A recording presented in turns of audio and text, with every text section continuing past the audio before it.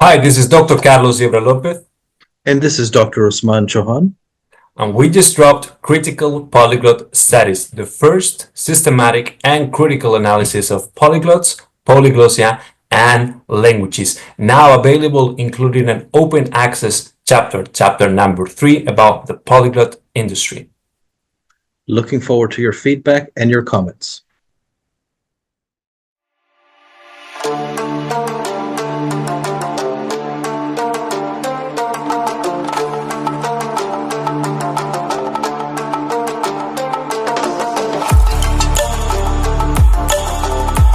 Our book, Critical Polyglot Studies, is out, and we are celebrating its launch in this mutual fashion. Now we're in part one of this conversation, and we are going to discuss what the problem was, what the initiative was, why we went around with this effort, spent a year more working on this towards something that is something we're both proud of. And so I want to extend the first question to Carlos, which is, amigo, why did we write this book? Like, what was the problem we perceived, and how would we describe this problem? What is the deep structure we were aiming at? Thank you very much, Usman. So it's been a journey, and it all started by identifying a gap. You can think of it as a Venn diagram between polyglossia, activism, and linguistics. Understanding polyglossia as the serial accumulation of languages, activism as the desire to make the world a better place, and linguistics as the systematic study of language. And the problem we identify based on our lived experience and theoretical reflections is that polyglots often lacked a background in linguistics and sometimes in activism. Linguists are not necessarily polyglots, even though people tend to mistake one for the other. And activists are not necessarily trained in linguistics or polyglots themselves. So there is a gap between all three realms that we aimed at filling. And this is a book that, borrowing from Franz Kafka, it's a book that we felt necessary and that it will wound and stab people, hopefully in the good sense, in the sense that it will challenge their ego investments and their assumptions about what it means to learn languages, what it means to be a polyglot, what are the implications of learning languages and making a difference in the world out there. So it's a book that is both necessary and disruptive. I fully agree. It's been quite a journey in that regard, and I share the sentiment you had. When you look at this book, initially it breaks out into this problem that there is something that has happened to polyglots as a community, as a group, and it traces a certain lineage. That lineage begins in an earlier time, 30 years ago, when something emerged, coterminous and co-initiated with the internet era in a sense, which we call the incipient polyglot community. It was a utopian thing in the same sense that the internet's early thinkers and experiencers called something utopian. And that is the initial point. Chapter 2 begins with this, in fact, tracing this lineage. And we do something unique in tracing a certain genealogy in a certain manner. I want you to talk about the polyglot community that I'm referring to and its genealogy. What was this utopian moment that we first identified? Exactly. So this book is called Critical Polyglot Studies because it brings a critical perspective. And to bring a critical perspective to something, you have to historicize that and read that history against the grain.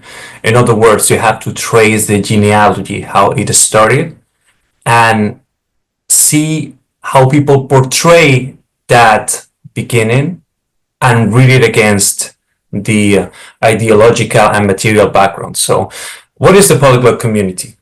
Broadly speaking, we can define it a la Judith Meyer as a community of people who are passionate about languages and want to connect. Both conditions need to be met. The passion about languages, which of course can and has to be programmatized, and the desire to meet and get to know other people. It's not enough to study on your own, and it's not enough to just want to meet other people. It has to be based on the desire to learn languages serially. Now, this all started becoming mainstream, as you well said, towards the end of the millennium. So around 1995 to 2000. And back then in academia, it was still, and in society at large, it was still perceived as something obscure, even nerdy, that people will do on their spare time. It was a hobby. It did not have the reputation, the prestige, the glamour that it has acquired over time as of 2024. So, as you well pointed out, the material conditions changed because of the internet. That was absolutely key. You no longer had isolated polyglots, but now they could connect to each other.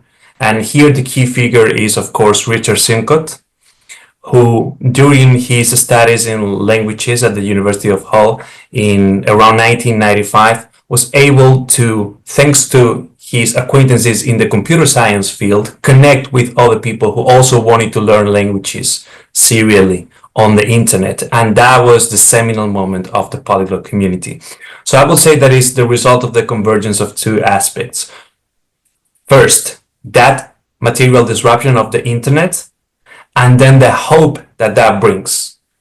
And we conceptualize that idea of hope, drawing upon Ernst Bloch's The Principle of Hope, which posits the idea of concrete utopia. Concrete utopia is different from utopia in the sense that we understand it beyond academia. It's not something abstract and unfeasible. Rather, it is something specific, and it's a new euphoric sense of self created by new material conditions. So the internet disrupts the material conditions, but also gives people hope that a new world is possible, a new world that is more polyglot, that contains a community of people who are passionate about languages and want to connect to each other. And Richard Simcott is the first person who brings it about, takes that idea, has the vision, and implements the seminal aspect of it.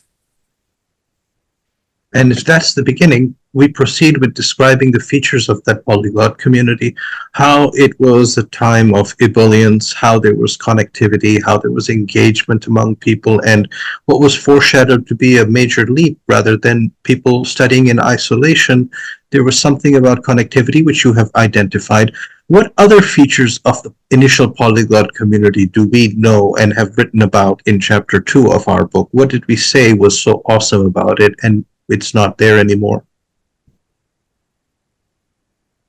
In a sense, when you begin something, because you haven't crystallized that idea into anything specific, everything is possible, right? So you have this, as I said, this euphoric sense of self that you can implement a number of possibilities. And as you implement some of them, this means that there is an opportunity cost. Other ideas and other possibilities do not get implemented or are prevented from ever being implemented, right? And so as time goes by and the internet becomes more and more commercialized and industrialized, so does the polyglot community as a community that spend part and parcel of its raison d'etre and time on the internet. Just as internet becomes commercialized, so did every community on the internet, as part of which the polyglot community as well. And that's what we develop in chapter 3, the partial overlap and transition into the polyglot industry. And this is a key idea because we do not argue that there was first the polyglot community and then the polyglot industry, and that's that. We argue that these aspects are always already in tension, even though the momentum has swayed in the direction of the polyglot industry. And as we understand it nowadays, the polyglot community is struggling to detach itself from the industrializing aspects of the polyglot language industrial complex. Absolutely. And this is the subtlety of the analysis, because we say that both do exist simultaneously. There is a distinct break, but they aren't one supplanting entirely the other. Something new has come in its wake, and it's just something that you can trace in genealogy for polyglots alone. It is something that characterizes the online sphere, the politics, the economics, the society online, everywhere to various degrees. We are identifying that in the specific instance of the polyglots. And what we come with is that there is something that has emerged around 2010-ish, and keep in mind internet evolution during that period as well, to something we call the polyglot industry. And you have spoken right now about the commercialization and industrialization of this, a certain commoditization, I might add. So there's something we live with today. This is like people waking up from a matrix and saying, oh, this world is really messed up. And that polyglot industry is enshrouded by a certain matrix. Let's talk first about this polyglot industry. What is this matrix's features? What do we live in right now? Yes, so in chapter 3, we talk about the polyglot industry, and chapter 4 is the polyglot matrix. These are the two central chapters, I would say. Chapter 2 about the polyglot community and its origin can be understood as a preface to chapters 3 and 4. Chapter 3 is going to be available open access, which means that people can read it for free. And what is the difference? We argued that the polyglot industry and the polyglot matrix work in a mutually reinforcing fashion. Now, first, the polyglot industry is the ensemble of 4 sectors, and these sectors reinforce each other. These are the social media platforms, the polyglot gatherings and meetings, language learning applications, and print media. And from the interaction of all of these sectors, the polyglot industry emerges as more than the sum of its individual parts. And then you have the polyglot matrix, which is the ideological reflection and reinforcement of that polyglot industry. And let's save that for our next conversation. But the idea is very much, you can feel the analogy for those who have seen the matrix and who have experienced the evolution of the internet.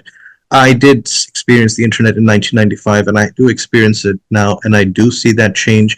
And I also came to the polyglot world not aware of these things, and then you feel something is wrong with the matrix, and Hypia is born from that. And these are discussions we're going to have using the lens of the matrix to analogize what it is that we experience, and that's going to be our next conversation. So stay tuned.